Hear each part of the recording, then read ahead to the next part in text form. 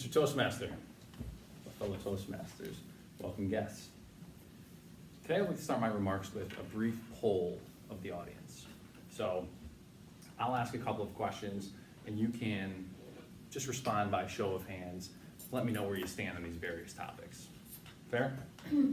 Okay. Question one.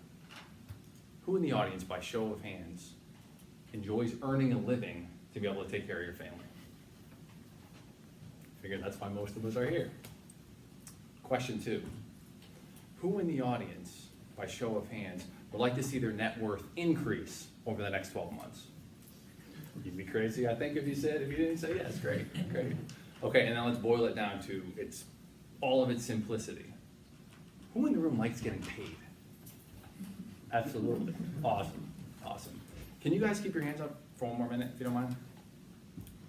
I just want to make sure that I get an accurate count of how many horrible people that we have in the room right now. So you guys keep your hands up for 1 second, because you know the saying, right? Money is the root of all evil. And so, with money being inherently evil, what kind of people so openly say, I want more of it? I'm going to chase it. Isn't that greedy? But I've always been so fond of our membership and of our distinguished guests. So let's look at this premise. Money is the root of all evil. Does anyone know where this saying comes from? It comes from the Bible. It comes from 1 Timothy. Money is the root of all evil. However, typically when one references something from the Bible, it's in quotes, and then it's cited back to the specific verse which is being referenced. And yet I didn't do that here. And I didn't do it here because this isn't actually a quote from the Bible. You see, because it's missing something. It's missing context. And sometimes context is everything. Because 1 Timothy doesn't say that money is the root of all evil. 1 Timothy says, for the love of money is the root of all kinds of evil. For the love of money is the root of all kinds of evil. Do you hear the difference? It's subtle, and yet it completely changes the meaning. The love of money over my family. The love of money over my morals. The love of money over my relationships. And so, in order to explain the difference to you, I brought a brick into the office.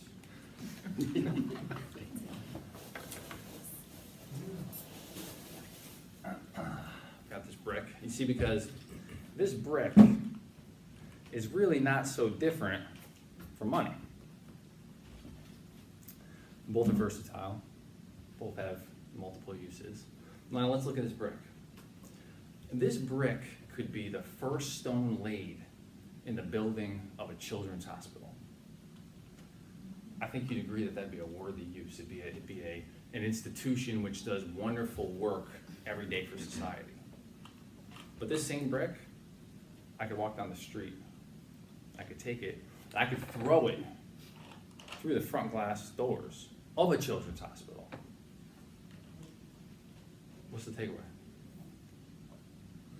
It doesn't matter to the brick.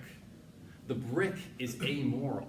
The brick does not have morals. And just like the brick is amoral, money is amoral. And so they're just both tools. If I have more money and I want to go find trouble, well, more money will lead to more trouble, for sure. But if I have more money and I want to do good, believe that I can do more good and I can move the needle more. So, in brief summary, money's not the root of all evil. It's also not the root of all good. It is simply a tool which magnifies what's already in our hearts. And so, I challenge you. I challenge you to build wealth. And what that means is being a good steward of all that you're blessed with. Because once your cup is full, and your cup runneth over, you then have more to be able to do good in the community around you. Move the needle. Get yourself in such a position that you can be ridiculously generous, if you so choose to be. It's really not a secret the formula is not a secret. I think we all know it. Live on less than you make. Avoid debt. And put aside, invest a good chunk of your income over a long period of time. This is not a secret to anyone.